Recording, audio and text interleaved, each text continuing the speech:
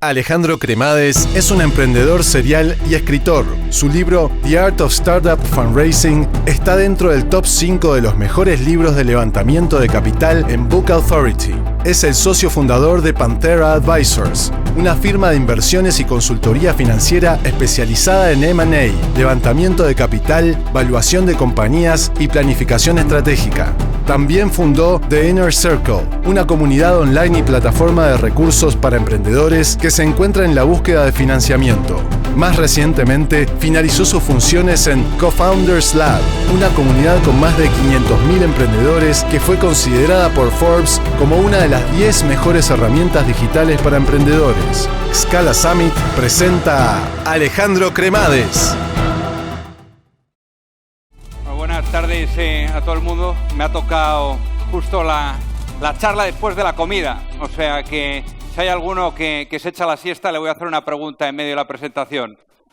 O sea que, bueno, la intención al final de esta charla que vamos a dar es de que los emprendedores que están aquí presentes, ¿cuántos emprendedores hay aquí? Levantar la mano, por favor. Ok, muy bien. ¿Cuántos inversores hay? Levantar la mano. Bueno, pues los emprendedores ya saben a quién hacer el pitch. Bueno, entonces, para conocernos un poco, básicamente yo siempre veo las cosas de cómo aportar valor, ¿no? De cómo ver cosas que faltan, de cómo meter ahí lo que puede aportar y lo que puede ayudar en el ecosistema. Entonces, rápidamente, yo originalmente soy de España, me fui a Nueva York ahí a hacer un máster y ya me quedé. Ya empecé a ver que se podía hacer delivery a domicilio y todo eso y dije, oye, esto es súper cómodo, yo no me vuelvo a Madrid, ¿no? Y bueno, básicamente pues creé esta anterior empresa que fue adquirida hace un poco más de 1 año y medio. Eso lo construimos a una de las mayores comunidades de emprendedores online. Y luego, pues viendo diferentes cosas, pues fui viendo que se podía seguir ayudando al emprendedor, ¿no? Sobre todo en el tema de la transacción, de levantamiento de capital y demás. Por ejemplo, una de las cosas que hice fue este libro que salía en el vídeo, porque lo que yo me di cuenta es que al final casi todos los libros que estaban publicados estaban escritos por inversores. Entonces yo decía, oiga, pero si estos inversores al final hacen el reporting a los limited partners, que son los que les invierten en el fondo, si tienen que hacer un write-off, es decir, quitarse a la empresa porque no funciona, lo hacen. Con lo cual yo dije, oye, voy a escribir un libro de emprendedor a emprendedor. Y eso fue el tema. Luego, el otro tema que también me lo estoy pasando muy bien es el podcast que lancé que se llama Deal Makers.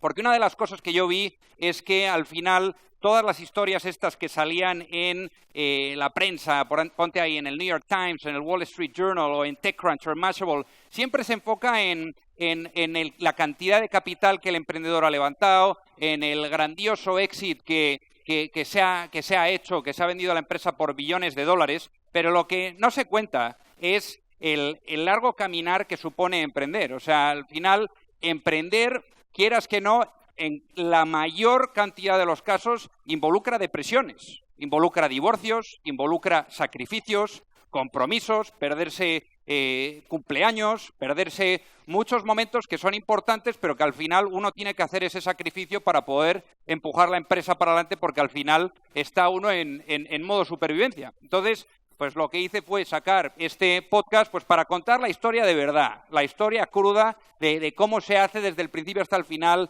de esos momentos donde el emprendedor casi fracasa, y pues ahí lo tendréis en Apple, ¿no?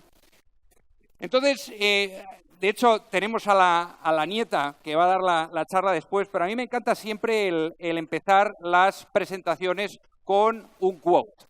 Y el quote con el que voy a empezar la presentación de hoy es, como se dice en inglés, "It always seems impossible until it's done". O sea, siempre parece que va a ser imposible hasta que finalmente se hace. Y esto lo dice Nelson Mandela. Y al final, esto es lo que pasa realmente para el fundraising, ¿no? Para el levantamiento de capital. Porque al final es algo como tan lejano, como tan difícil, pero realmente no lo es. No lo es, porque yo creo que si uno hace los deberes, es decir, si uno se estudia bien lo que es el proceso, lo que es la dinámica, lo que es la psicología y la estrategia, se consigue.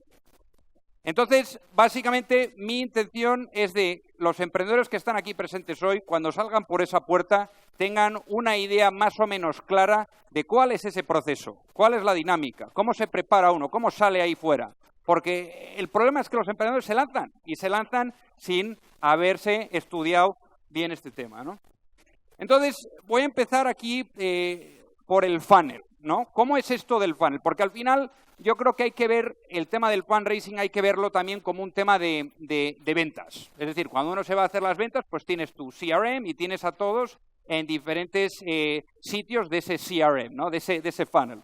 Entonces, cuando estamos hablando del funnel, por ejemplo, más del lado del inversor, para que así los emprendedores un poco entiendan bien la perspectiva de la gente que tiene delante, básicamente empezar pues con los porcentajes un poco más difíciles. O sea, un 65% de las empresas fracasan por no conseguir ese acceso a capital. O sea, es francamente complicado, pero yo creo que al final la diferencia entre los que lo consiguen y los que no es porque se lo han preparado.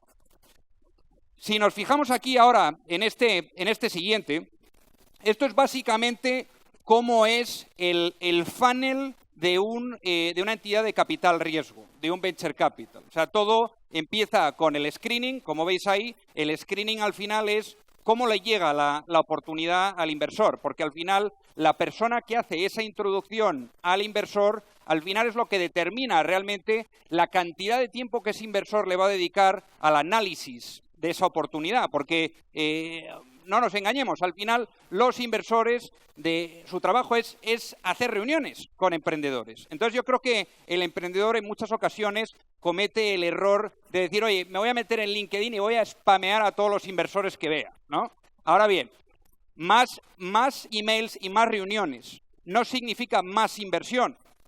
Lo que hay que realmente entender desde un punto de vista de emprendedor es, oye, ¿cómo yo le puedo llegar a este inversor por alguien que tenga esa confianza? Y vamos a hablar ahora de eso en un rato, para que me pueda dedicar ese cariño y ese tiempo que igual esta oportunidad lo considera. Porque al final lo que te separa a ti como emprendedor del dinero son las preocupaciones que hay entre medias.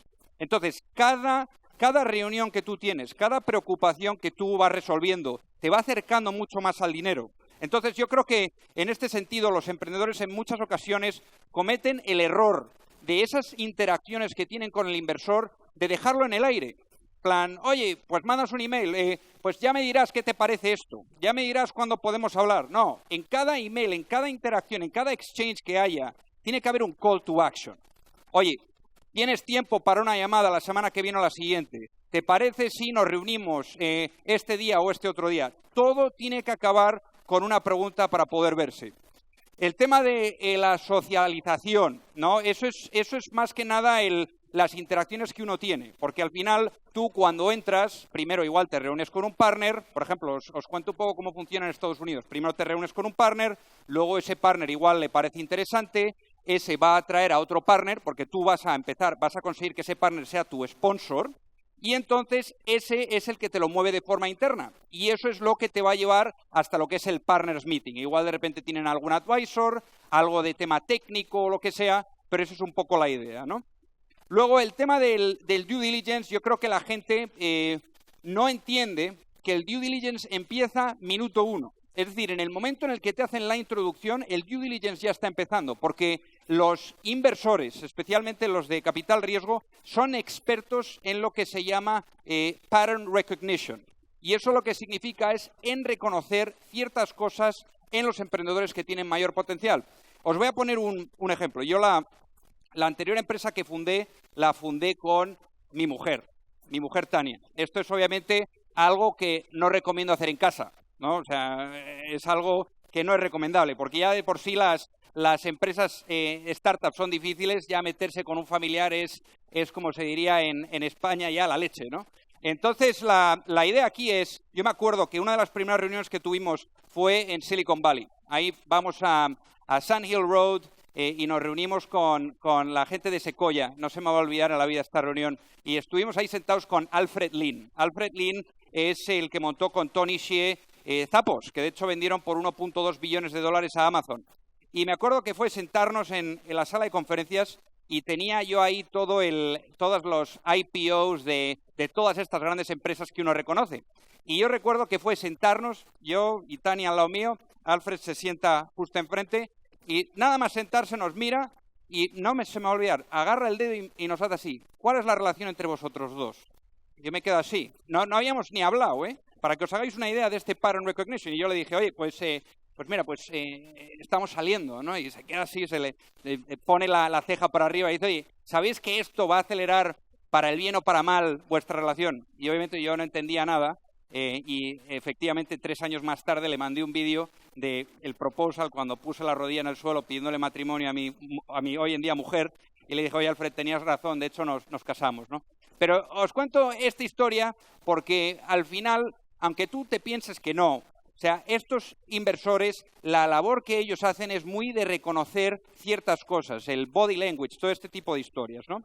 Entonces, una vez, por eso os digo que el due diligence pasa desde el minuto 1 que tú entras hasta el minuto en el cual ellos firman y dicen, ahí hacemos el wiring hacemos la transferencia del dinero y vamos para adelante con la transacción, ¿no? Entonces, básicamente lo que es el due diligence en sí es, finalmente, les interesa, estás ahí con el sponsor y demás, y entonces dicen, oye, vamos a involucrar a nuestros advisors, vamos a verificar todo lo que has dicho, y nunca, yo creo que hay muchas veces que el emprendedor se tira del carro, ¿no? Y que intenta impresionar demasiado. Pero lo que el emprendedor no se da cuenta es que al final, en esto que se llama los disclosure schedules, es decir, cuando uno ya se mete a la firma y empiezas con el papeleo y demás, te van a pedir todas las cosas que tú has dicho, que hagas el backing de eso, es decir, que lo verifiques con cierta documentación, con lo cual es importante que no mientas. Y luego, obviamente, la decisión, ¿no? Uno de los grandes errores que yo veo de los emprendedores es que cuando llega el momento de la decisión, llegas al Partners Meeting los martes, que son los martes ahí en Silicon Valley, y te sientas, haces ahí la presentación y te dan el term sheet, ¿no? El emprendedor muchas veces hace el error de venirse arriba, de decir, oye, esto ya está hecho, vamos ya a empezar a contratar y demás. Eso es un gran error, porque al final el term sheet lo que es una promesa de una inversión potencial. El term sheet no es un binding agreement, es decir, un contrato donde ellos se comprometen a hacer la inversión. Es simplemente una promesa. Y yo en muchos casos he visto el error del emprendedor de agarrar ese term sheet, de empezar a incrementar gastos y desafortunadamente que el VC por cualquier circunstancia, bien sea porque se han quedado sin dinero, porque han visto algo en el diligence que no les gusta, que hacen un pull out y que finalmente no van adelante con la inversión, con lo cual evitar el error de incrementar gastos hasta que el dinero esté en el banco, hasta que esos offering documents estén firmados y con el dinero en el banco. También he visto cosas en las cuales el inversor firma la documentación y finalmente no hace la transferencia. ¿Qué vas a hacer? ¿Le vas a demandar al inversor? Eso yo creo que es tirar dinero bueno detrás de dinero malo, con lo cual yo creo que es importante que como emprendedores tengáis mucho cuidado a la hora de celebrar y sobre todo de incrementar los costes. Esto es, de todo ese panel que os he enseñado, el porcentaje de empresas que acaba obteniendo financiación de Venture Capital. O sea, estamos hablando, por ejemplo, en Estados Unidos, son casi 500.000 empresas nuevas las que se lanzan todos los meses y desafortunadamente solo 3.000 de ellas al año son las que acaban recibiendo ese first time funding, esa inversión por primera vez de estas entidades de capital riesgo. Entonces, vamos a hablar ahora de lo que es la historia en sí. Yo creo que eso es una de las cosas fundamentales, porque al final yo creo que el emprendedor comete el error siempre de decir, oye, pues qué bien, que tengo una reunión aquí con un inversor, voy a agarrar el pitch deck, la presentación, y en cuanto abra la boca se la meto, no dentro de la boca la presentación. Yo creo que hay que tener un poco más hay que ser más humanos. O sea, yo creo que aquí lo que hay que hacer como emprendedor, lo primero es saber que estos inversores van a invertir en ti porque por quién eres, por lo que haces, por ti como persona. Por eso yo creo que hay que conectar con ese inversor desde un lado humano y luego poco a poco todo va a evolucionar a lo que es ese pitch, ¿no? Entonces, en lo que es la historia, al final, lo que separa esto, es decir, el fracaso, de lo que separa esto, es decir, el éxito y el ver en la prensa, pues estos tíos han levantado no sé cuántos millones, es una cosa. Y eso es el storytelling, eso es el contar la historia. Y yo creo que los emprendedores desafortunadamente se olvidan mucho de esto, porque al final lo que significa el storytelling es que el inversor no va a invertir, no va a estar no va a tener un focus en lo que es tu presente, en lo que es tu pasado. Al inversor lo que le va a motivar, lo que le va a llenar es el futuro. Y al final, cuando ellos dicen, oye, yo voy a compartir el viaje con este emprendedor, es porque ven un futuro brillante. Y creo que eso al final es lo que hace este storytelling. Y yo creo que hay grandes ejemplos de gente que lo hace muy bien. O sea, y no hay nada más que meterse en YouTube para que podáis ver gente como, por ejemplo, Steve Jobs, cuando hace aquel discurso del iPhone, cuando lo lanza, creo que fue en el 2007, la lingüística que utiliza, ¿no? En ese pitch que él hace. Oye, esto va a ser revolucionario, esto es la primera vez que se hace. Cosas así que al final hacen que la gente que está delante y que te está escuchando, que se enciendan. Hay también otros emprendedores, como por ejemplo Elon Musk, muy buenos sobre todo en el tema de cómo es de auténtico. O sea, si tú, por ejemplo, ves la presentación que hizo cuando presenta el Tesla Powerwall, al final parece, o sea, que está hablando contigo, aunque hay como cientos de personas en el público. Y yo creo que eso es importantísimo también. Y luego también el tema del demo. Hay una cosa en el pitch que hizo en esa presentación del demo que literalmente estaba subido en el stage, ¿no? Pues como estoy yo ahora, y de repente después de la presentación dice, oye, y que sepáis además que toda esta conferencia se ha hecho con las baterías estas que estamos diseñando, ¿no? Entonces yo creo que el emprendedor también tiene que saber que parte de ese storytelling también es el ayudarle a ese inversor a verlo de alguna forma tangible, ¿no? Vamos a hablar del pitch deck. Ahora, que yo creo que aquí no sé cuántos de vosotros se han metido en hacer business plans y cosas de esas, pero el business plan es el pasado. O sea, yo, de hecho, ahora cuando doy clases en Wharton, ahí en Filadelfia, que voy con el profesor Ray, ya se echa las manos a la cabeza porque, claro, ellos hacen un business plan y yo le digo, oye, el business plan es que no sirve para nada. Pero es que eso es la verdad, porque al final yo creo que la problemática de un business plan es que al final cuando tú vas a mercado no son antibalas los business plan, van a estar cambiando de la noche a la mañana. Yo creo que al final el pitch deck te da mucha más flexibilidad y es el formato al que más y más los inversores están acostumbrados, ¿no? Entonces, básicamente, hablando del pitch deck, yo poco hablando de lo que estaba contando del storytelling, es una historia que uno cuenta tienen que ser pocos slides al final, ¿no? Porque típicamente un inversor no tiene una capacidad de atención muy grande. O sea, al final lo que va a hacer es pasando de los slides así, de uno en uno, ¿no?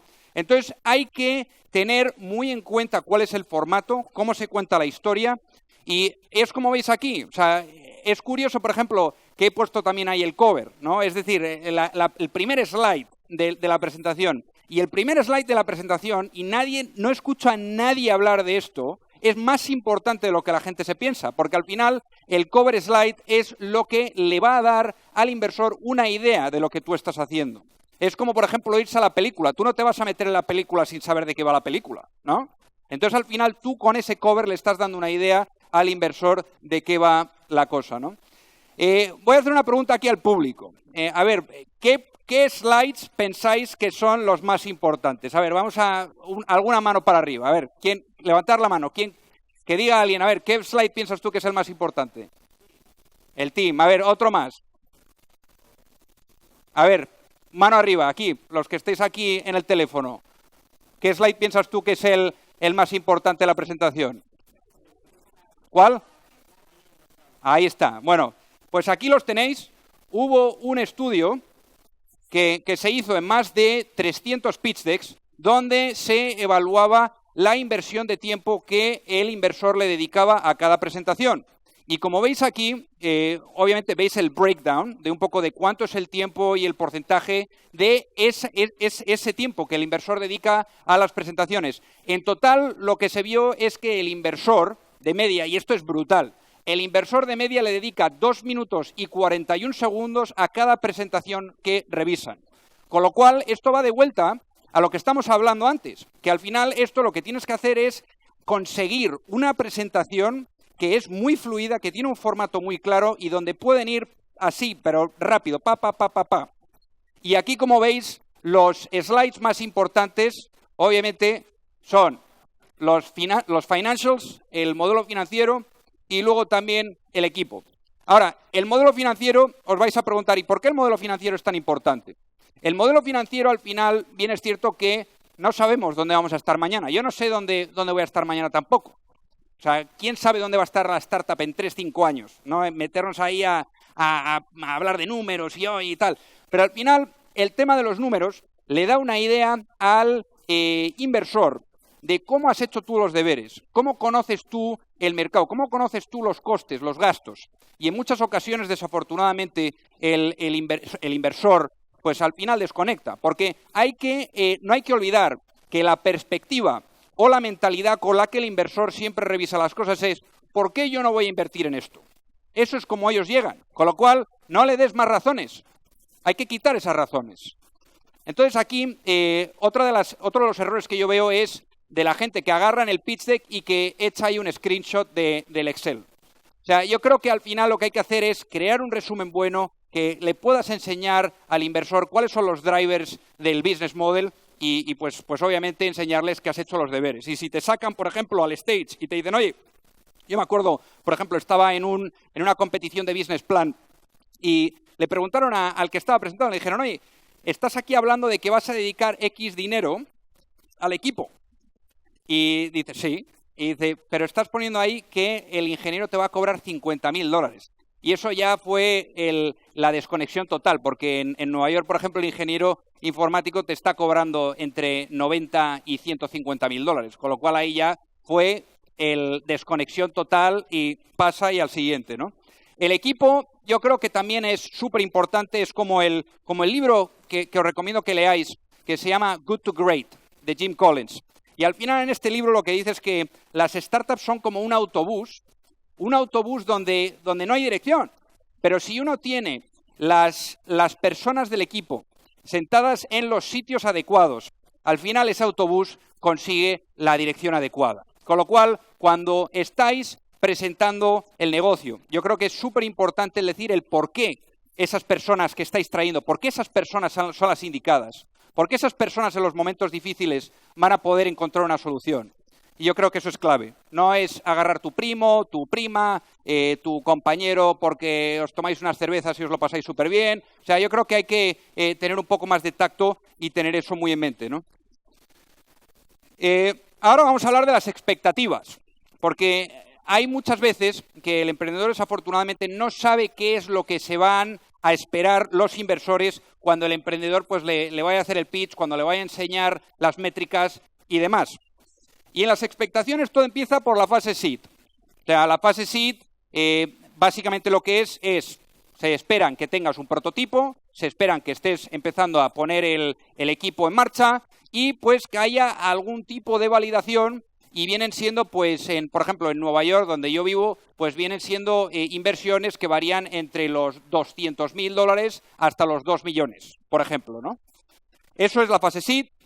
La fase Series A es básicamente cuando tienes ya el tema validado, cuando ya tienes el equipo y cuando tienes lo que es la máquina creada. Yo creo que en muchas circunstancias el emprendedor se olvida de que el capital se levanta no para construir la máquina, el capital se levanta para darle más velocidad a la máquina. Y el problema ahí está en que si estás levantando capital sin ese product market fit, es decir, sin saber que ese producto está ya validado por el mercado, entonces te estás diluyendo sin razón. Hay que tener mucho cuidado con eso. Entonces, al final, en la serie A, la idea es ahí mirar si los revenues funcionan, ver el equipo que hay y demás. Esto vienen siendo entre 5 y 15 millones, lo que yo estoy viendo ahora mismo en Nueva York. Y luego la serie B, y más adelante la serie B, pues al final eso ya empieza uno a hablar de la expansión, tema internacional, de meterle más dinero porque si le metes $1 le sacas 3, pues ya tienes un poco las métricas bien medidas del lifetime value, del customer acquisition, pues todo este tipo de cosas que son súper importantes para el inversor, ¿no? Ahora vamos a hablar del timeline. Y el timeline es muy bueno el saberlo, ¿no? ¿Cuál va a ser básicamente el camino que tenemos por delante, ¿no? El camino que hay por delante a la hora de levantar este capital. Y lo que se dice mucho es que hay que empezar a levantar dinero cuando uno tiene 6 meses en caja, ¿no? Y los 6 meses en caja se calculan sin el capital que uno tiene en caja. Es decir, sin revenues y demás, ¿cuánto me está costando a mí mantener esta empresa? Yo creo que ahora mismo, especialmente con todas las alarmas que hay ahora mismo en tema de una potencial corrección de mercado, hay que tener mucho cuidado. Y yo lo que le estoy diciendo a los emprendedores es que cuanto más runway tengas, más leverage vas a tener a la hora de hacer negociaciones. Con lo cual, no os esperéis hasta el último momento, porque si os esperáis hasta el último momento, yo creo que ese sentimiento de ponerse delante de un inversor y de contarles el pitch y de estar desesperado, al final la gente no invierte en gente que está desesperada. Así que yo os recomiendo que, aunque lo normal son los 6 meses que hay de runway, que vayáis antes a mercado. Esto es un poco cómo funciona el mecanismo de levantar capital. O sea, primero te hace la introducción, luego después de esa introducción igual le vas a compartir el pitch deck o le vas a compartir los materiales al inversor. Después de ahí muy probablemente pues te diga o nos interesa, nos encaja o no nos encaja. Si les encaja, pues te vas a tener una llamada ahí con el partner, con este potential sponsor que estábamos hablando. Luego de ahí vas a tener tus reuniones y después de esas reuniones empieza a haber el follow-up. El follow-up pues depende un poco del inversor, depende un poco de lo que estés enseñando, pero al final el follow-up es más importante de lo que os esperáis y ahora vamos a hablar de eso. Y luego tienes ahí pues enviar los documentos de la ronda y finalmente cuando se firma eso, que de hecho os recomiendo que utilicéis temas electrónicos, pues como por ejemplo un HelloSign o cosas así donde no tengas que hacer al inversor imprimir, donde tengas que hacer que la secretaria haga esto o lo otro. Yo creo que al final es muy importante en fundraising el evitar esa fricción, el quitar el tiempo, el quitar que igual la secretaria que está entre medias te haga que se pierda esto, ¿no? Entonces eso, por ejemplo, también mandar a sacarse una cuenta en un Schedule Once o un Calendly donde al final le dices, oye, ¿puedes hablar? Sí, pues no empiezas con él, oye, ¿qué tal te viene esta hora? ¿Qué tal te viene esta hora? No, le mandas un link y le dices, este es el link a mi calendario, escoge la hora que más te convenga. ¡Pum! Te has ahorrado 5 o 6 emails. Y luego, obviamente, que el cash se transfiera a la cuenta. Quiero hacer una pregunta aquí al público. ¿Cuántos de los emprendedores aquí asistentes están levantando capital? Por favor, levantar la mano. Muy bien. Bueno, pues nunca se dice que uno está levantando capital. O sea, que no habéis pasado el test. Y básicamente esto funciona así porque cuando uno está ahí fuera y uno dice que está levantando capital, el problema que se genera es que el tiempo empieza a correr. Esto es como la mejor forma de pensar esto es como un tren que está en la estación. Al inversor hay que dar como se dice en inglés, el fear of missing out, ese sentimiento de urgencia, de que van a perder el ticket, de que ese tren se va a ir de la estación. Porque si ese tren se queda ahí, al final no te va a invertir nadie. ¿Y qué es lo que pasa? Que en el momento en el que tú dices, estoy levantando capital, tienes literalmente 3 meses para tener el tema cerrado. Porque muy probablemente si vuelves al inversor después de ese periodo de tiempo, se van a pensar que todo el mundo te ha rechazado y que por eso estás volviendo. Con lo cual hay que tener mucho cuidado de cómo se orquestra esto. La mejor forma de orquestar este tema al final es como se dice aquí, mira, hay un dicho en inglés que a mí me gusta mucho y que es ask for money, get advice, ask for advice, you get money twice. Cuando uno va por el feedback y cuando uno va a que le digan un poco qué es lo que piensan, qué te parece esto, yo creo que ahí es una buena forma de entablar esa relación con el inversor. Y mi recomendación siempre a los emprendedores es, hazte un listado de los inversores que te gustan mucho, consigue una buena introducción, y vamos a hablar de las introducciones ahora, y una vez que ya tengas la introducción, vete al inversor y no le digas que estás levantando dinero. Dile, oye, ¿qué te parece esto? ¿Qué tipo de feedback me ves? ¿Qué cosas estás viendo en el mercado? Y poco a poco el obtener ese feedback. ¿Por qué? Porque en un buen día vas a tener un lead investor. Uno de estos que te está dando feedback, que literalmente te diga, oye, ¿estás por algún casual levantando capital? Y ahí le vas a decir, pues la verdad es que estamos pensando, sí, pero me encantaría que alguien como tú viniera y liderara la ronda, ¿no? ¿Qué es lo que pasa? Que en el momento en el que esa persona dice, pues mira, yo te la lidero, porque obviamente ya has establecido ese report, te ha dado feedback, ven que escuchas, ya la ronda se crea. Y entonces lo que tú haces luego es vas a esos 30, 40, 50 personas que te han estado dando feedback y le dices, oye, quiero que sepas que he disfrutado mucho, el feedback que me has dado ha sido muy bueno, de hecho lo hemos implementado como ves aquí o ahí, y quiero decirte que tenemos la ronda abierta desde esta semana y vamos a cerrar la ronda en un mes y me gustaría compartir este viaje contigo. Puedo mandarte los offering documents y para revisar de más información y ahí es cuando ya tienes la urgencia de todo el mundo que ya te conoce, todo el mundo que ya ha podido trabajar en algún momento contigo, ¿no? Obviamente, si no consigues ese lead investor, hay algunas otras formas, como por ejemplo darle advisory shares o igual darle un descuento en la ronda a través de convertible notes, pero eso es un poco la idea, el cómo se estructura esto, ¿no? Normalmente el pipeline, cuando uno está pensando, joder, me han dicho que no, hay dos cosas aquí que son muy importantes. Uno, el que un inversor te diga que no es nunca no. El no significa quiero que me mantengas al tanto y que me sigas dando updates y ver cómo evolucionan las cosas, ¿no?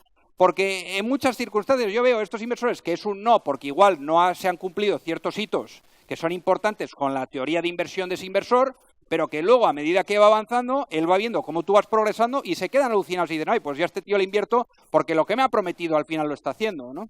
Entonces, que sepáis que si te dicen que no, no pasa nada. Lo pones en una lista de hacerle updates a ese inversor cada 2, 3 meses o lo que sea y ya se convertirá cuando llegue su día. Pero tenéis que saber que al final por cada sí vas a tener por lo menos 100 nos. O sea que no te preocupes, es parte del proceso de levantar capital y nos ha pasado a todos. Hay que seguir para adelante. Esto es básicamente, yo creo que es muy importante el saber cómo se hace el pipeline. Es decir, cómo se crea ese CRM.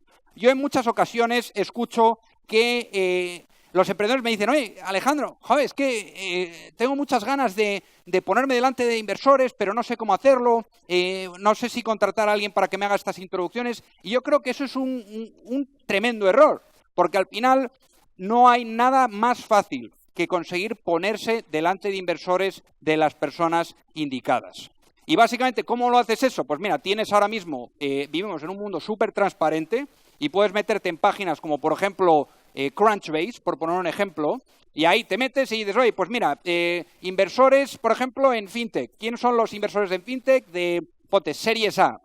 Y te sale el listado. Entonces tú agarras los inversores que han hecho inversiones en los últimos 12 meses, y esto es muy importante, porque los inversores que no han hecho inversiones en los últimos 12 meses significa que te van a utilizar para su propio fundraising con sus LPs.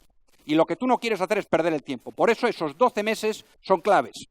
Y una vez que consigues ese listado, básicamente lo que haces es muy fácil. Te vas a LinkedIn, ves, en Crunchbase, ves en las empresas en las que han invertido, te agarras un par de esas empresas por cada inversor y luego te vas a LinkedIn a ver quiénes son los emprendedores de esas empresas y literalmente te vas a tomar un café con estos emprendedores, porque como os voy a contar más adelante, los emprendedores al final están incentivados a hacerte esa presentación, ¿no?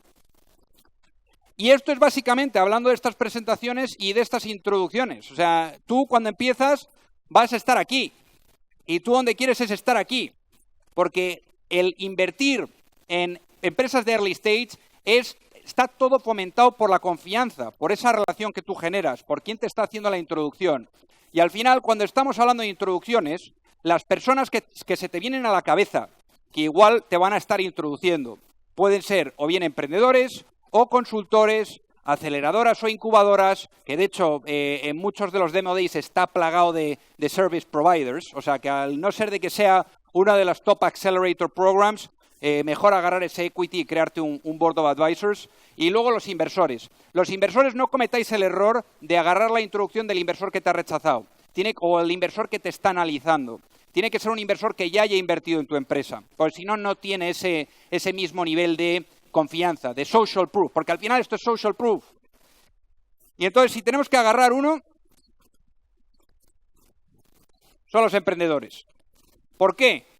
Porque al final los emprendedores son esas personas que están ya trabajando de forma activa en el board con ese inversor, son gente que ya tiene esa confianza y básicamente ellos están incentivados a hacerte la introducción. ¿Por qué están incentivados? Por dos razones. Uno, al final somos todos humanos, ellos en un momento dado también pues estaban en ese momento que tenían que levantar capital o que la empresa se les iba al garete. Y dos, y esta es la más importante, cuando uno recibe capital de un tema de capital riesgo, donde estás ahí en esa fase de hypergrowth, de hoy hay que crecer tal y cual, muy posiblemente, es decir, en el 90% de los casos, si estás levantando una serie A, muy probablemente vas a tener que levantar una serie B. y esos inversores que tú tienes en tu cap table, esos inversores que te han invertido en tu empresa, pues digo, muy posiblemente te van a tener que volver a invertir en tu empresa. Entonces, ¿cómo los mantienes contentos? ¿Cómo los mantienes activos? Pues les introduces a gente que son un fit con su pipeline, con el pipeline que tienen de deal flow. Entonces, al final, este emprendedor que te está haciendo la introducción, al final él está motivado e incentivado porque ellos van a quedarse pues enormes, ¿no? Van a decir, joder, pues yo le he aportado valor a mi inversor. Entonces, por estas circunstancias, los emprendedores que son empresas portafolio, de esos inversores que a ti te interesa ponerte delante, son los mejores para hacerte una introducción a un inversor.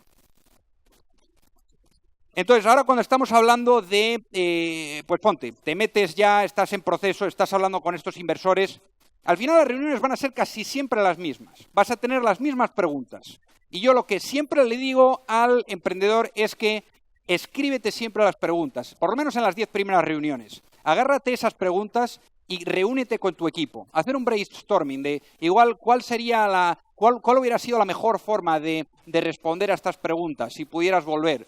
¿Por qué? Porque en la siguiente reunión muy posiblemente te vuelvan a repetir esas preguntas, porque al final no podéis olvidaros que estos inversores son gente que, uno, ya han hecho un estudio de mercado, ya han tomado una decisión a nivel partnership donde dicen, oye, vamos a invertir en una empresa del sector. Dos, están ya teniendo reuniones con tus competidores. Saben bien lo que está pasando, saben bien lo que falla, lo que funciona, lo que no funciona. Por eso es muy importante que lleguéis y que realmente con esas preguntas tengáis unas buenas respuestas. Entonces, aquí vamos a hablar un poco ahora del bullshit, ¿no? Como se dice en Estados Unidos. Es decir, de lo que te cuentan. Pero ¿qué es realmente lo que pasa? Normalmente cuando tú vas a un inversor y le enseñas un poco lo que estás haciendo, te vas a encontrar las mismas respuestas. Es que es increíble, es de libro, ¿no? Te van a decir, oye, no tiene suficiente tracción. Lo que es curioso es que el inversor en muchas ocasiones no sabe lo que es definir una tracción. Otro tema es, estás demasiado pronto, demasiado temprano. Y otro es, nos sentiríamos más cómodos si consigues igual este milestone o si consigues el otro milestone, ¿no? Al final, lo que te están diciendo es, no se están cerrando la puerta. Yo creo que estos inversores probablemente son los peores, en mi punto de vista, porque son los que se dejan la puerta abierta. Dicen, no, mira, yo me dejo la puerta abierta y si hay algo aquí que cuaja y que funciona, pues yo cojo y le meto dinero. Me recuerda mucho a cuando, por ejemplo, te dice el inversor, oye, pues yo te voy a meter, ponte $500.000 si te consigues un inversor líder que te meta 2 millones. Pues al final os voy a decir una cosa, no te interesa tener un inversor así, porque al final la gente que tú quieres no es gente que está tanto por el dinero, pero que está más por la visión, que comparten esa agenda contigo, que saben lo que va a ser estar en un momento malo, estar en el otro lado de la montaña. Y yo creo que al final, cuando uno está levantando capital, estás en el proceso de dating. Yo creo que del proceso de dating al proceso de estar casado, pues hay un largo trecho, ¿no? Por ejemplo, cuando estás casado, pues ya, oye, no te tapa la pasta de dientes, no hacen esto, tal, pues ese tipo de cosas, ¿no? Pero al final yo siempre recomiendo una cosa al emprendedor. Tantos ellos te están haciendo due diligence como due diligence tú les tienes que hacer a ellos. Y la mayor recomendación que yo hago en tema de due diligence, cuando tú se la haces al inversor, es preguntarle que por favor te haga una introducción a una empresa del portfolio que ha fracasado. ¿Por qué? Porque al final, cuando uno está en los momentos difíciles, es cuando se enseña la cara humana, de verdad. Cuando uno lo está pasando mal. Y no nos vamos a mentir, señores y señoras. Aquí, al final, el viaje de emprender es un viaje difícil, es un viaje que tiene muchos ups y muchos downs. Y yo creo que al final, en esos momentos difíciles es donde necesitas gente que realmente está alineada con lo que estás haciendo, ¿no? En muchas ocasiones el emprendedor de vuelta se olvida de lo que es y de la estrategia y del timeline y de la preparación que involucra el levantar capital. Y lo que yo veo en muchas ocasiones es el emprendedor que dice, oye, pues mira, voy a levantar capital, me voy a lanzar, a ver qué pasa, a ver si consigo dinero. Y hay que tener una preparación, hay que pensarlo bien. Si, por ejemplo, piensas que van a ser 6 meses, hay que preparar bien esos 6 meses. ¿Cuáles van a ser los distintos puntos de interacción que tú como emprendedor vas a tener con ese inversor? ¿Cómo lo haces? ¿Cómo lo estructuras? ¿Cada cuánto le vas a mandar un follow-up? En un momento dado, por ejemplo, de esos 6 meses, vas a empezar a hacer un product launch, vas a tener artículos de prensa, vas a tener un milestone de un tío que contratas que es fantástico para el equipo, o cosas así, o revenue, cómo está incrementando el revenue. Lo tienes que programar, como veis aquí, y al final, cada mes, pues religiosamente le mandas el update con ese tema que tú crees que va a conseguir que se reactiven, porque al final tiene que salir de ellos. Tú no les puedes empujar mucho, porque si no los vas a perder. Y una de las cosas que yo veo es que levantar capital es como un huracán. Tú tienes que formar un huracán. Es decir, cuando tú te lanzas, tienes que tenerlo todo súper bien estructurado y que empiecen a escuchar y que todo el mundo hable de ti y todo este tipo de historias. Pero al final, yo creo que lo más importante de esta iniciativa y que los emprendedores se olvidan es que la estrategia de connecting the dots es crítica. ¿Por qué? Porque, por ejemplo, en muchas aceleradoras yo veo el problema que le dicen al emprendedor, oye, métele un 0 más a la derecha, se va a ver esto más atractivo. Pero lo que se olvidan es de esta estrategia. Porque tú lo que vas a hacer es, vas a ir a la reunión 1 y le vas a decir, oye, mira, yo voy a estar aquí en 3 meses y estos son los números.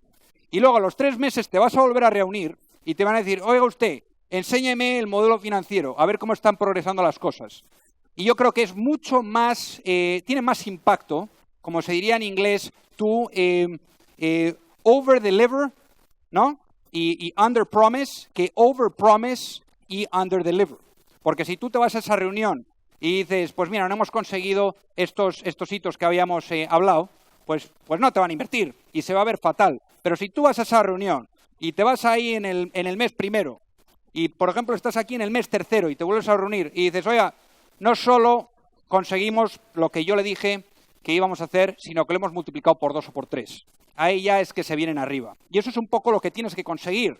¿Cómo estructurarlo, la estrategia? Eso es lo que yo llamo el Connecting the Dots Strategy y lo que creo que deberías de tener muy, muy en cuenta a la hora de hacerlo. Yo creo que el tema de la estructura, en muchos casos yo veo oye, pues mira, tengo ahora interés, tengo inversores que parece que quieren involucrarse, que quieren invertir. ¿Cómo lo organizo esto? ¿Qué tipo de estructura, tanto legal o de estrategia? ¿Cómo lo hago? Y yo creo que ahí hay que pensar, primero, ¿cuánto dinero necesitas? Lo primero es calcular los gastos que tú tienes, que tu empresa tiene. Lo típico es levantar de 18 a 24 meses. Obviamente ahora hay reports, por ejemplo, Goldman Sachs, que dice que hay un 80% de posibilidades de que los próximos, creo que son como 6 a 12 meses, haya una corrección brutal de mercado. Lo que pasa es que cuando hay esas correcciones de mercado, las fuentes de financiación, especialmente para las inversiones que son de alto riesgo, como es venture, no viene siendo pues alrededor de un 2, un 5% del portfolio de esta gente, pues eso se evapora. Entonces, yo lo que estoy recomendando ahora mismo es, en vez de irte a 24 meses, vete a 36 o vete un poco más para tener ahí un cojín, un poco de oxígeno, si hay alguna sorpresa que te encuentras por el camino, ¿no?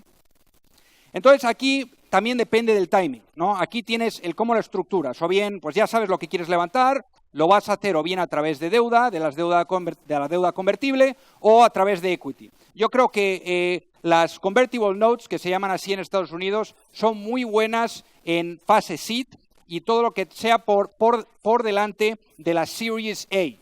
¿Por qué? Porque es más rápido, te tardas igual de repente un par de semanas de tema legal y un mes, por ejemplo, en cerrarlo, y porque al final tiene más flexibilidad y no estás poniendo una valoración per se en lo que es la empresa, con lo cual estás retrasando más el poner el price tag, especialmente si estás trayendo a tu familia o a tus primos o a quien sea, pues al final no le dices, oye, mira, te lo doy a tal valoración, le estás diciendo, oye, invierte ahora, y la valoración que la ponga un venture capital que es más sofisticado. Así te ahorras el crearte enemigos para las cenas navideñas, ¿no?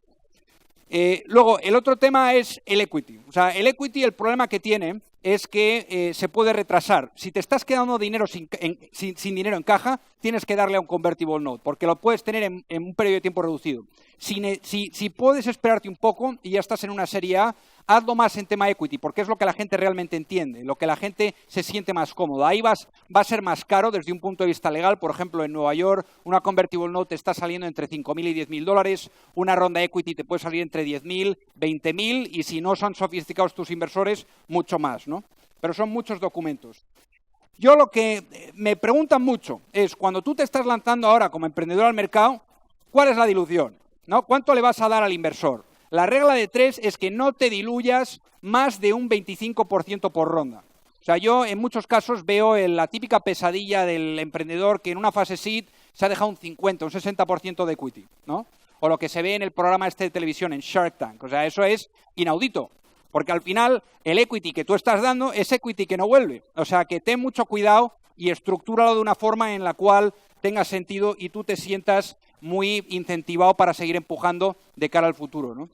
Y luego, pues aquí el due diligence al final se va a enfocar en 3 cosas. Uno es el equipo, luego el business y luego la tecnología. Si tienes un tema tecnológico, o sea, yo creo que, por ejemplo, en fase pues prematura, que estás en fase seed y demás, pues hay muchos, yo incluso cometí el error de decir, oye, pues mira, voy a hacer un outsourcing y se lo voy a dar a un equipo en la India que me lo hacen por 1/3 de lo que estoy pagando aquí y pues a ver qué tal, ¿no? Y así recortamos un poco los costes. Eso es un gravísimo error cuando estás haciendo el outsourcing de tecnología clave. Yo me acuerdo de una de las reuniones que tuve con un inversor, fue sentarme y me dijo, a ver, enséñame lo que haces. Le enseñé lo que hago, tal, y me dice, joder, esto es interesante, tal.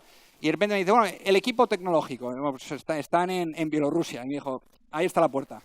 Y pues, ¿por qué? Porque al final, en los temas core del negocio, si tú estás haciendo el outsourcing, al final le estás metiendo más riesgo a la inversión de ese inversor. Y cuando tú estés lidiando con estos venture capitals, con estas firmas, muy probablemente traigan un advisor que ellos tienen, igual un tío con tema en operaciones y demás, pues que te ayude con esto, ¿no? Entonces, al final, lo que os ponía ahí, que creo que nos estamos quedando aquí sin tiempo, es unos minutillos más, igual se puede, ¿no? Pero básicamente lo que tenéis que buscar por inversores es muy fácil. Es una cosa, y eso es network. Esos inversores te tienen que traer network. Si son inversores pasivos que te dan el dinero y fuera, olvídate. Yo prefiero que me den un term sheet a 10 millones de valoración de un tío activo que me puede levantar una llamada y hacerme un partnership, un tema de distribución, una ronda de financiación, que alguien que igual me traiga, ponte, un term sheet de 20 millones que me pone el dinero y fuera. Porque al final, la diferencia entre el éxito y el fracaso es la gente que tienes empujando detrás. Es como el dicho ese de que puedes ir más rápido si vas solo, pero vas a llegar más lejos si vas acompañado. Y por último es el tema este de Inner Circle que han hablado antes, que es esto que tenemos una comunidad de ayuda pues de levantamiento de capital, donde se ayudan los emprendedores y demás. Y un tema aquí es, para los que queráis, ahí estamos dando un 50% de descuento con mucho cariño a todos los asistentes. O sea que ahí lo tenéis. Así que, sin más, yo creo que pasamos ya al Q&A y muchísimas gracias por haber escuchado.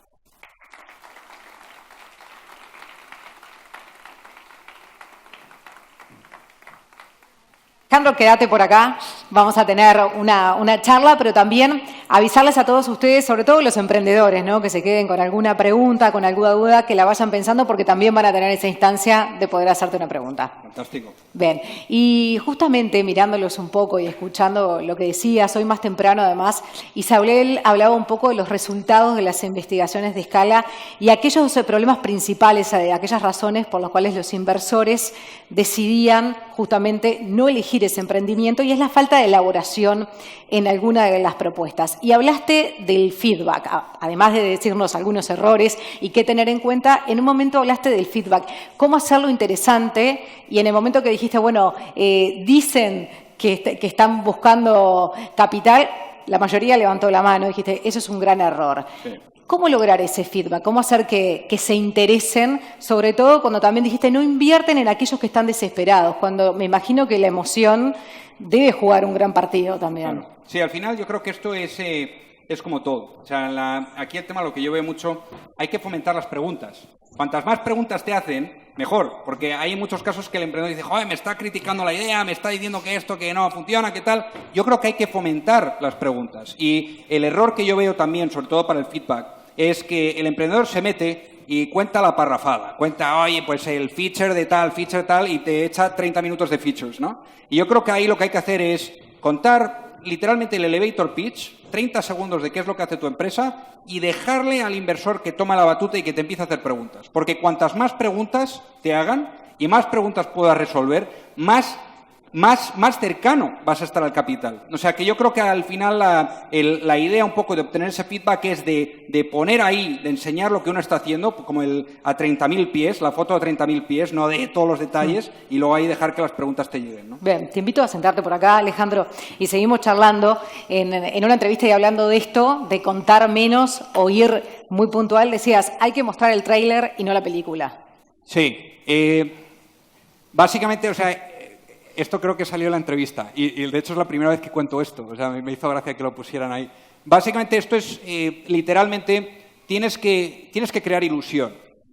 Tienes que crear ilusión, tienes que poder enseñar lo que es el futuro, sin realmente meterte. Porque yo creo que al final, cuando el inversor se mete contigo, es un futuro que se está creando conjuntamente. Es el team building, el partnership que hay entre el emprendedor y el inversor de poder empujar una visión que se comparte y que es conjunta. Con lo cual, yo creo que al final el tráiler es lo que enseña y lo que presenta el emprendedor de una forma rápida, y la película es lo que se crea entre el emprendedor y el inversor en una forma en la cual los dos, ambos, pueden soñar juntos. Y yo creo que eso es importantísimo. Y una vez que el inversor decide hacerlo en un emprendimiento, en ese acompañamiento, ¿cuáles pueden ser los errores de los inversores? Pues yo creo que hay diferentes cosas claves. Yo creo que puede ser el invertir en un emprendedor que igual no tiene la experiencia, que no ha estado en ese campo, que se mete igual por las razones que no son. También meter en gente que igual no de la talla, igual alguien que esté como CEO que no tiene igual el carisma o que sea una persona que pueda vender la historia, porque al final yo creo que esto es como todo. O sea, si no tienes a alguien que entienda el negocio y luego que lo sepa vender bien, empaquetarlo y posicionarlo, al final vas a tener una empresa que no va a conseguir talento, que no va a conseguir capital y donde el riesgo se aumenta de fracaso potencial. Con lo cual, yo creo que eso son diferentes cosas, pero al final yo creo que para el inversor lo más importante, que yo siempre digo, es cómo de grande es el mercado. Porque al final tú puedes tener el mejor equipo, tú puedes tener una idea fantástica, pero si el mercado está limitado, si no es un mercado grande, al final, por mucho que tengan una ejecución fantástica, también se limita el potencial de retorno que tú tengas como inversor. Con lo cual, yo creo que eso es muy peligroso también. Bien, y hablando de los inversores, ¿cuál es el perfil de los inversores en América Latina y el Caribe? ¿Qué oportunidades hay? Pues yo creo que ahora, por ejemplo, todos los campos estos que han estado muy regulados o que se están abriendo, donde había igual, como se dice en España, pues solo 3 o 4 gatos operando, yo creo que estos son los mejores, ¿no? Yo creo que ahora, por ejemplo, tema fintech está muy interesante, todo tema healthcare tech también, pero ahora se ve que están empezando a llegar muchos inversores de Estados Unidos y que oye, pues que ven la oportunidad. Entonces yo, por ejemplo, ayer cenando estaba hablando aquí con gente también local que al final, pues o sea, el tema de las startups y de emprendimiento y demás no es algo que lleve muchos años. Entonces creo que ahora mismo la oportunidad está ahí, la oportunidad está patente y yo creo que es cuando hay que entrar. Bien, y aprovechar esos también intercambios, como acabas de decir, ¿no? Cenas, almuerzos, los coffee breaks, para poder charlar como lo hiciste tú y conocer un poco más de lo que está pasando. Y hablando de un poco de tu historia, nos hablaste de esa reunión que fuiste con tu actual esposa y también de los nervios que implica. ¿Cómo pasaste de esa etapa? ¿Cómo fue tu historia? Para luego también estar acompañando y seguirlo haciendo hasta el día de hoy y además dando esta guía, ¿no? La historia de cómo fue ahí.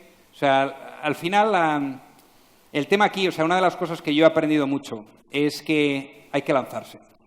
Y eso es lo que os digo a los emprendedores aquí, hay que lanzarse. Pero yo me acuerdo cuando empecé me daba una timidez y me daba vergüenza el ponerme delante del público. Y de hecho tenía una historia graciosa, que es que me entraba una ansiedad que me quería morir. Pero al final llegó un momento en el cual yo me di cuenta que nadie me iba a venir a salvar, que nadie me iba a sacar la empresa adelante. Y si no lo haces tú, no lo va a hacer nadie. Y el marketing que uno puede hacer de uno mismo y el salir fuera, el sacar el cuello y echarle un par de narices, al final es como se sacan las cosas adelante. Porque va a haber, como decía, momentos buenos y momentos malos. Pero lo que sí que es cierto es que si se trabaja duro y se trabaja fuerte y dejas que la pasión te lleve, al final los errores que cometes lo único que van a hacer es ponerte más cercano al éxito. ¿Y uno nace emprendedor o se va forjando? Pues mira, eso es una pregunta muy buena y una pregunta que se estudia mucho en universidades. O sea, yo creo que el emprendedor nace. El emprendedor es una persona que ve oportunidades donde la gente ve problemas.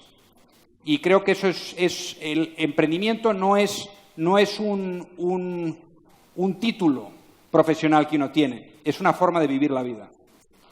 Bien, o sea que puede perfeccionarse, lo que decías tú, que va más allá de la timidez o los nervios o la ansiedad, pero lo tiene que traer. Correcto. Sí. Esa es mi opinión. Hay obviamente muchas opiniones. Bien, y más allá de todo, siempre también hay una parte en cada país y es lo que tiene que ver con las políticas, con los gobiernos. ¿Te parece que deberían financiar los emprendimientos? Los gobiernos. Los gobiernos, o dejar que el mercado vaya decidiendo quiénes son los que quedan. Pues mira, yo creo que si igual, para los políticos que igual escuchen esta conversación, mi recomendación es que al final hay que enfocarse realmente en agarrar capital externo y que ese capital se inyecte, porque lo que hay que hacer es crear el ecosistema. Y el ecosistema, el problema que yo estoy viendo aquí, especialmente en Latinoamérica, es que cuando se crea una empresa de éxito, efectivamente esa empresa va a tener que hacer una serie B, una serie C y continuar consiguiendo capital. El problema es que aquí en Latinoamérica no hay suficiente músculo financiero como para seguir acompañando, porque al final los fondos más grandes tienen, yo qué sé, 100, 150 millones de dólares. Si te vas a una serie B o una serie C, estás ya levantándote entre 20 y 50 millones de una. Entonces, el gran problema ahí está en que esas empresas eventualmente se van a ir fuera a buscar ese capital, por ejemplo, a Estados Unidos, y desafortunadamente cuando llegue un momento de venta, un proceso de M&A, ese capital, ese talento se va a quedar fuera y no se crea ecosistema. Y lo importante es que cuando se produzca esa venta de la empresa, ese capital se quede de forma local, porque al final eso lo que va a hacer es hacer que la rueda gire. Esa empresa pues va a haber varios que hagan mucho dinero, esos se van a volver inversores angel, luego de ahí de inversores angel pues van a pasar a ser venture capital también. Entonces yo pienso que la inyección de capital externo es súper importante. Creo que hay diferentes factores obviamente para crear ese ecosistema. El talento es clave. Yo creo que el cómo se educa, la cultura y la percepción es esencial. Creo que una de las cosas que yo he visto en Latinoamérica y también en España es que desafortunadamente la gente te señala cuando fracasas y cuando triunfas la gente habla mal. Hay mucho cotilleo. Y en Estados Unidos cuando fracasas la gente te aplaude, la gente lo toma mucho en cuenta, ¿no? Entonces yo creo que el tema cultural es clave. Y yo creo que eso también pues que se enseñe en universidades, que no hay que ser abogado o que no hay que ser banquero para ser un tío de éxito, que se puede emprender también y que se puede hacer. Yo creo que también ahí está el tema de sector servicios. O sea, yo me acuerdo cuando monté la empresa en Estados Unidos, tardé un par de días. En España me tardé meses. Me tardé 2 meses para una tarjeta de crédito, ¿no? O sea, es realmente una locura. Y yo creo que también ahí está obviamente lo que estábamos hablando del tema de capital, pero yo creo que si esas cosas y si los políticos se meten para poder crear una estructura buena donde está todo bien atado y bien conectado, yo creo que así es como se acaba fomentando el ecosistema que tanto necesita Latinoamérica, porque Latinoamérica tiene unos recursos espectaculares y hay una grandísima oportunidad. O sea, que ahora tienen los políticos obviamente una responsabilidad muy grande, ¿no? Bien, y estamos hablando mucho, pero hay muchos emprendedores también acá que lo viven, que todo eso que decías, lo que te llevó en Estados Unidos, lo que te llevó en España, hay que ver lo que lleva en Uruguay también, esos pasos. Y no sé si alguno quiere hacer alguna pregunta. Alejandro, pueden tener la posibilidad de aprovechar. Veo poco, alguien que me avise porque tengo un foco allá, creo que hay alguien que está levantando la mano. Sí. No sean tímidos. Te van a acercar un micrófono y ya te escuchamos, sí, es por ahí. Buenas tardes, desde Colombia. Me preocupa un poco de pronto lo que dices, soy emprendedor, de que recomiendas no buscar capital o no pedir capital, sentir que se tiene. Entonces, ¿cómo hace uno en estos eventos cuando viene uno a presentar emprendimiento y lo aconsejan pero ¿para qué vino qué es lo que necesita, qué recursos quiere. Entonces no me queda muy claro si pedir o no pedir, si estar en esa posición. Bueno, ahora en el café va a estar todo el mundo haciendo esto, pero vamos, yo creo que esto me recuerda mucho pues lo que está diciendo. Esto es como el dating, ¿no? O sea, tú cuando vas, por ejemplo, al típico bar o a la típica discoteca y está pues yo qué sé, la chica que es muy guapa o el chico que es muy atractivo, pues yo creo que hay que hacer el approach de una forma creativa también. Porque si llegas y dices, oye, dame tu número, pues van a decir, joder, pues este ya es el 15 que me lo pide, ¿no?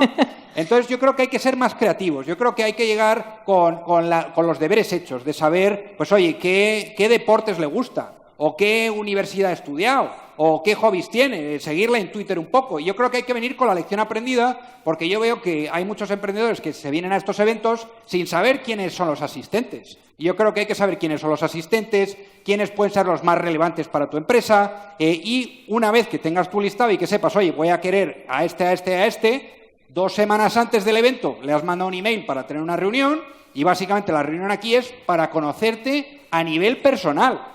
Y luego también para igual contarle rápidamente lo que estás haciendo, pero no el agarrar el ordenador y decir, oye, mira, aquí está el pitch deck, slide 1, slide 2, slide 3. No, porque así no es. O sea, yo creo que mi recomendación es aprovechar a los emprendedores que están aquí a realmente conectar con los inversores que les merece la pena a ellos, porque puedan tener más posibilidades de invertir en su empresa, y hacerlo para conectar a un nivel humano y olvidarse del pitchear por todos lados, porque al final así es como vas a perder a la gente, porque eso es lo que está haciendo todo el mundo en los eventos.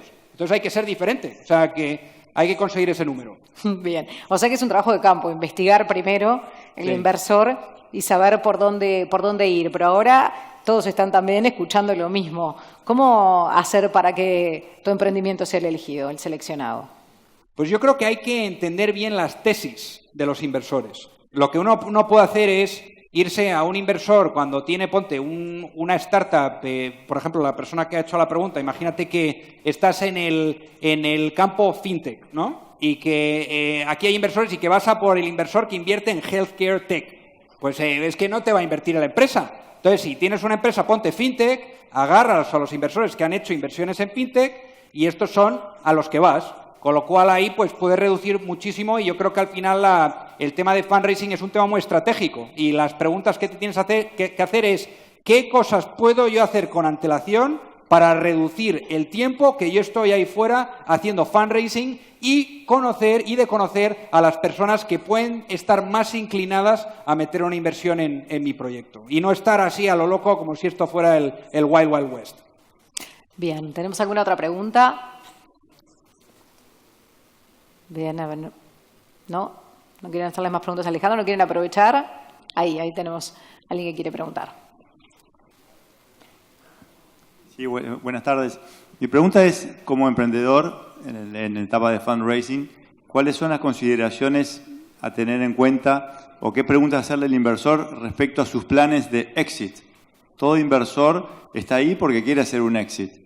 ¿Cuáles son las preguntas que hacer al momento del dating para no tener una sorpresa luego, digamos, y no estar alineados en cuanto a los planes de exit de uno y del inversor?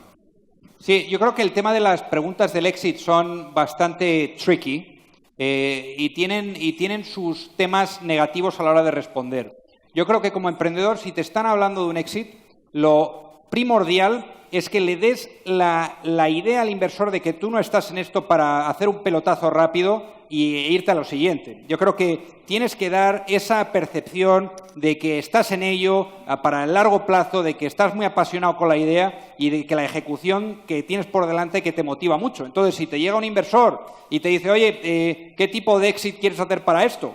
Pues dices, pues mira, nosotros estamos muy comprometidos con la idea, con lo que estamos ejecutando. Bien es cierto que los inversores que inviertan van a querer unos retornos y hacer un exit, y en este sentido pues tenemos estas empresas con las que ya tenemos un partnership, ya nos conocemos y eventualmente pues estos pueden ser los mejores posicionados para hacer un exit. Pero yo creo que al final los factores son los factores, y los factores y el mensaje va a ser siempre el mismo.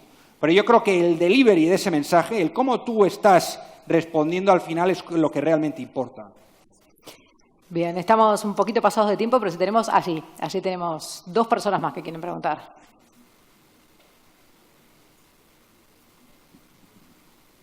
Hola, gracias por la plática. Yo tengo una pregunta como igual emprendedor. ¿Qué tan franco, qué tan honesto tienes que ser con tu posible inversionista? Bueno, pues esto es un caso real de nosotros. En diciembre nos hicieron una introducción con un inversionista y pues estábamos haciendo un pivoting. Un pivot, iniciamos con otra idea y bueno, pues el mercado te va cambiando, ¿no? O sea, vas viendo que no era por ahí, sino era por acá.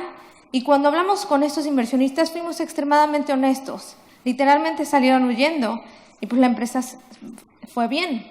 Pero entonces ahí ya pensamos, bueno, pues creo que no fue bueno decirles estamos aprendiendo, por ahí no era, vamos para acá. Y bueno, pues ahorita ya avanzamos, vamos bastante bien. Pero entonces nos quedamos con esa idea de, pues tal vez no hay que decirle pues, todo a los inversionistas, pero para mí son mentores también. No sé. Sí, mira, yo creo que al final esto va a lo que estaba comentando antes.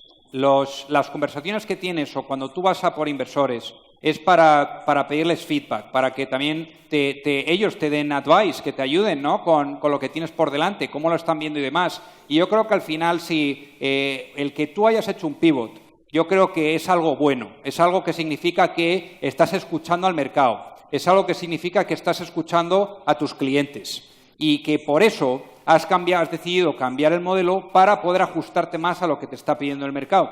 Yo creo que eso para inversores debería ser un plus porque ven que al final tienes capacidad de reacción y te puedes mover rápido. Desafortunadamente, o sea, siempre pasa. Hay gente que igual o tenía una agenda distinta o la percepción ha sido distinta de lo que se esperaban, pero eso puede pasar. Pero yo creo que al final hay que ser honesto, hay que ser transparente y yo creo que el mensaje, como decía, siempre va a ser el mismo, pero lo que importa es el delivery, cómo tú lo haces, ¿no? Tiene que haber esa pasión, que sientan que tú tienes pasión por el proyecto y que esta nueva dirección va a tener más luz, ¿no? que igual la anterior. Pero yo creo que cuando tú estás haciendo fundraising y cuando estás metiendo inversores, creo que hay que ser transparente, creo que hay que tener esa mentalidad de partnership, ¿no? Y desafortunadamente los emprendedores no se dan cuenta que sí, que puedes contar un mundo azul y lleno de rosas y demás, pero luego al final ese inversor cuando lo vea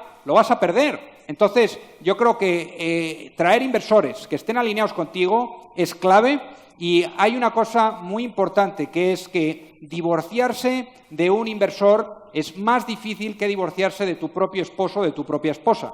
Con lo cual, yo creo que hay que tener mucho cuidado con quién se involucra uno y, sobre todo, que al final, cuando ya se firmen esos papeles, haya un entendimiento y una capacidad de entenderse y demás que sea mágica, ¿no? Y entonces, pues igual, estos se fueron porque no eran los inversores que merecía la pena.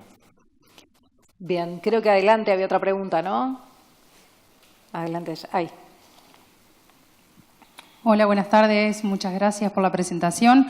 Una pregunta que tengo, que algo esbozaste en el pitch que nos diste, pero capaz lo puedes profundizar un poco más, es orientado a cómo tasar una startup, ¿no? Tú mencionaste, diste algunos consejos sobre cuánto capital pedir, pensando en los costos fijos en 18, 24 o 36 meses. También diste otro consejo, que es no licuarse más del 25% por cada ronda. Eso más o menos puede darle a uno una orientación de cuánto pedir y a cambio de qué, pero por lo general esa negociación entre la cantidad de capital que uno pide a cambio de cuánto equity siempre son, digamos, conversaciones muy, muy riesgosas, tanto para los emprendedores como para los inversores que capaz no tienen tanta experiencia, y sobre todo en Latinoamérica, que están muy basados en ver un flujo de caja, ventas, etcétera. Siempre a veces las negociaciones son un poco más orientadas a la negociación convencional de lo que es invertir en una empresa, y se supone que invertir en una startup es distinto, ¿no? Entonces, si tenés algún consejo adicional a esos que pasaste, como para orientarnos, estaría muy bueno. Gracias. Sí, muy buena pregunta, ¿eh? Yo creo que al final el tema de valoración hay que tener mucho cuidado, porque el emprendedor, yo creo que es importante el tener una idea de cuál va a ser el precio con el cual se lanza al mercado, pero tú lo que tienes que hacer es jamás, aunque el inversor te diga cuál es tu valoración, el dar un número. ¿Por qué? Porque entonces estás negociando contra ti mismo. Lo que tienes que hacer es dejarle a ellos que hablen primero, que ellos hagan su estudio y que lo vean. Ahora bien, si te dicen, sí, me parece fantástico, pero tengo que tener un rango. Entonces ahí lo que puedes hacer es lo siguiente. Haces un estudio del mercado, ves quiénes han sido los competidores directos e indirectos que han levantado capital en la misma etapa en la que tú estás, competidor A, competidor B, competidor C y D. Y lo que haces es, igual te creas un slide y en ese slide puedes enseñar a qué valoración han levantado capital y cuánto capital han levantado y literalmente tú te pones en el medio. Porque una cosa que te va a pasar es que si tú te lanzas al mercado y realmente te presionan para que pongas un número, siempre te van a decir o que es muy caro o que va a ir a la baja. Entonces ahí tu respuesta es muy clara. Dices, mira, aquí está lo que han levantado mis competidores, a qué valoración la han puesto y nosotros literalmente estamos en el medio. Con lo cual es muy difícil que te intente echar a la baja porque tú le vas a decir, mira, puede ser caro, pero esto al final es lo que está pagando el mercado. Entonces, es muy difícil que te negocien eso. Con lo cual, yo creo que también hay que darle el entendimiento al inversor de que, al final, o también el cómo lo agarras. Que cuando estamos hablando de negociación, yo creo que en una negociación, desafortunadamente, hay siempre una parte que gana y otra parte que pierde. Y yo creo que el cómo el emprendedor tiene que hacer el approach de esto es como un partnership con el inversor. Porque al final, en el partnership es donde las dos partes ganan. Y yo creo que si hay ese buen estudio y una buena forma de argumentarlo, al final las cosas llegarán a buen puerto, ¿no? Ahora bien, lo otro que comentas de que te piden más revenue o igual que tienes un marketplace que tienes que empujar el crecimiento y que el revenue te va a estropear el crecimiento, yo creo que ahí tienes que tener mucho cuidado y de agarrar inversores que efectivamente sepan lo que están haciendo. Una de las cosas que yo me he encontrado mucho en Latinoamérica es que hay fund managers que no han sido emprendedores, con lo cual no saben lo que es estar a punto de quedarse sin pagar las nóminas, casi no llegar a fin de mes, la ronda que se te cae, en fin, una serie de cosas que yo creo que mi recomendación es que si vas y buscas inversores, que estos inversores tengan algo de experiencia como emprendedores, que el tío de Wall Street que te llega o el que llega de la corporación no sé qué, no tienen ni idea, con lo cual estos no van a ayudarte realmente en el camino como te mereces, ¿no? Va a haber bastantes fan managers que me hinchen un ojo, que me esperen con los guantes ahí fuera, pero yo creo que este es el tema, ¿no? Y al final agarra inversores que, por ejemplo, si te estás creando una empresa que es más a largo plazo porque necesitas inyectar esa liquidez en el marketplace y demás, igual los revenues se te van a cargar el marketplace, pues oye, pues tráete a alguien que entienda de marketplaces. Porque estoy de acuerdo contigo que desafortunadamente en Estados Unidos la forma de ver las cosas es growth versus profit, sobre todo en las etapas iniciales, mientras que en Latinoamérica y en España es todo profit. Entonces con el profit hay muchos modelos que desafortunadamente te los cargas. Bien, bueno, ya se nos terminó el tiempo. Supongo que se quedaron con más dudas, capaz que te agarran por allí. Alejandro Quemades, muchísimas gracias. Un placer. Muchas gracias.